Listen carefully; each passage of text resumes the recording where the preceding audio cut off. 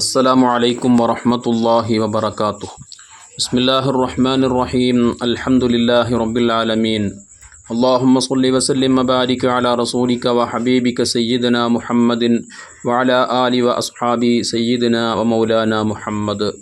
ബലിപെരുന്നാൾ ദിവസം ഒരു മുഅ്മിനായ സത്യവിശ്വാസിയായ മനുഷ്യൻ അള്ളാഹുവിന് വേണ്ടി ചെയ്യുന്ന ഇബാദത്തുകളിലെ ഏറ്റവും പ്രധാനപ്പെട്ടത് ബലികർമ്മമാണെന്ന് ഹബീബ് സല്ലല്ലാഹു അലൈഹി വസല്ലമ തങ്ങൾ പഠിപ്പിക്കുന്ന ഹദീസിൽ നമുക്ക് കാണാൻ കഴിയും. ഖുർആൻ നമ്മോട് പറഞ്ഞു, ഫസല്ലി ലി റബ്ബിക വൻഹർ. നബിയെ, അങ്ങ് അള്ളാഹുവിന് വേണ്ടി നിസ്കാരം നിർവഹിക്കുകയും ഉളുഹിയ്യത്ത് കർമ്മം നടത്തുകയും ചെയ്യുക വിശുദ്ധ ഖുർആനിൻ്റെ നിർദ്ദേശമാണ്.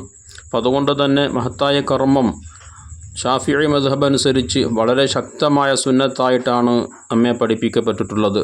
ഇമാമുന ഷാഫിഈ റളിയല്ലാഹു തആല അൻഹു തന്നെ പറഞ്ഞതായി കാണാം, ബലികർമ്മം നൽകാൻ കഴിവുള്ള ആളുകൾ അത് നിർവഹിക്കാതെ മാറി നിൽക്കാൻ നാം അവർക്കൊരിക്കലും അനുവാദം നൽകുകയില്ല. അതിനു മാത്രം വളരെ പ്രധാനപ്പെട്ട ഒന്നായതുകൊണ്ട് തന്നെ കഴിവുള്ളവർ വർഷാവർഷം ആ മഹത്തായ കർമ്മം നിർവഹിക്കണം.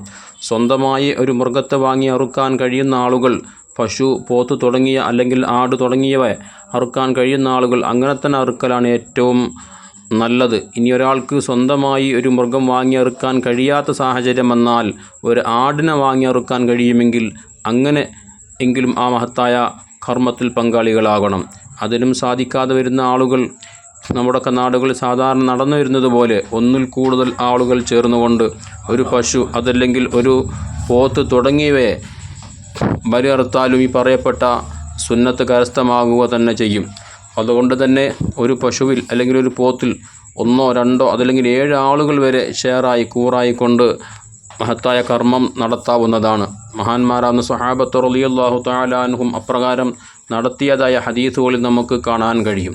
ബഹുമാനപ്പെട്ട ജാബിർ ബിൻ അബ്ദുള്ള റളിയല്ലാഹു തആല അൻഹുവിനെ തൊട്ട് ഇമാം മുസ്ലിം റളിയല്ലാഹു തആല അൻഹു ഉദ്ധരിക്കുന്ന ഹദീസിൽ മഹാനവറുകൾ പറയുന്നുണ്ട്, ഞങ്ങൾ ഹബീബായ മുത്തുനബി സല്ലല്ലാഹു അലൈഹി വസല്ലമ തങ്ങളോടൊപ്പം ഹുദൈബിയ വർഷം അഥവാ ഹിജ്റയുടെ 6ാമത്തെ വർഷം ഉംറ നിർവഹിക്കാൻ വേണ്ടി വന്നു. അങ്ങനെ ഹുദൈബിയയിൽ വെച്ചുകൊണ്ട് തിരിച്ചു പോകേണ്ട സാഹചര്യമൊക്കെ ഉണ്ടായപ്പോൾ അവിടെ വെച്ചുകൊണ്ട് ഞങ്ങൾ അറവ് നടത്തിയിരുന്നു. അങ്ങനെ അറവ് നടത്തിയപ്പോൾ ഞങ്ങൾ 7 ആളുകൾ ചേർന്നുകൊണ്ട് ഒട്ടകത്തെ, അതുപോലെ തന്നെ 7 ആളുകൾ ചേർന്നുകൊണ്ട് പശുവിനൊക്കെ മുത്തുനബി സല്ലല്ലാഹു അലൈഹി വസല്ലമ തങ്ങളോടൊപ്പം ഞങ്ങൾ അറവ് നടത്തിയിരുന്നു എന്ന് ഹദീസിൽ കാണാൻ കഴിയും. ഈ ഹദീസ് വിശദീകരിച്ചുകൊണ്ട് മഹാന്മാരാകുന്ന പണ്ഡിത മഹത്തുക്കൾ അവിടെ ഗ്രന്ഥങ്ങൾ വ്യക്തമായും രേഖപ്പെടുത്തി വെക്കുന്നുണ്ട്. ഈ ഹദീസ് നമ്മെ വ്യക്തമായും പഠിപ്പിക്കുന്നുണ്ട്, പശു, ഒട്ടകം പോലുള്ളവയിൽ ഒന്നിൽ കൂടുതൽ ആളുകൾക്ക് 7 ആളുകൾക്ക് വരെ ഷെയറായിക്കൊണ്ട് ഉളുഹിയ്യത്ത് കർമ്മം നിർവഹിച്ചാലും പറയപ്പെട്ട പ്രതിഫലം ലഭിക്കുക തന്നെ ചെയ്യും. ഓരോരുത്തരുടെയും മനസ്സിലുള്ള നിയ്യത്ത് പോലെ ആയിരിക്കും മഹത്തായ കർമ്മം.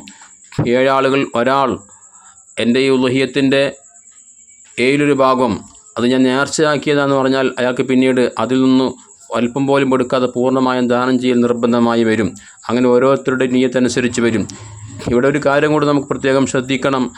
7 ആളുകൾ ചേർന്നുകൊണ്ടൊരു മൃഗത്തെ ബലി നടത്തുമ്പോൾ ഒരാളുടെ ഉദ്ദേശം ഉളുഹിയ്യത്താണ്, മറ്റൊരാളുടെ ഉദ്ദേശം അതിൻ്റെ 1 അദ്ദേഹത്തിൻ്റെ മക്കളുടെ ഹഖീഖത്താണ്, അല്ലെങ്കിൽ 1 എനിക്ക് വിൽപ്പനക്കാണ്. ഇങ്ങനെ 7 ഉദ്ദേശം വെച്ച് വളർത്താലും പറയപ്പെട്ട നിലക്ക് അത് സ്വഹീഹാവുകയും ഓരോരുത്തരുടെ ഉദ്ദേശം അനുസരിച്ച് അവർക്കത് പ്രവർത്തിക്കുകയും ചെയ്യാവുന്നതാണെന്നൊക്കെ മഹാന്മാരാകുന്ന ഫുഖഹാ അവിടെ ഗ്രന്ഥങ്ങളിൽ രേഖപ്പെടുത്തി വെക്കുന്നതായി കാണാൻ കഴിയും.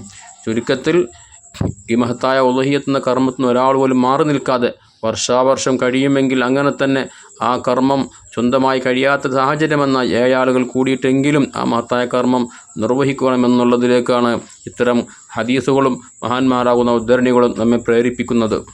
അല്ലാഹു സുബ്ഹാനഹു വ തആല മഹത്തായ കർമ്മം വർഷാവർഷം നിർവഹിക്കാനുള്ള സാമ്പത്തികമായ ശേഷിയും അതിനുള്ള തൗഫീഖും അല്ലാഹു നമുക്കൊക്കെ നൽകട്ടെ. ഇഖ്ലാസോടെ ആത്മാർത്ഥതയോടുകൂടെ പ്രവർത്തിക്കാൻ അല്ലാഹു നമുക്ക് വലിയ സൗഭാഗ്യം തരട്ടെ. ആമീൻ. അസ്സലാമു അലൈക്കും വറഹ്മത്തുള്ളാഹി വബറകാതുഹു.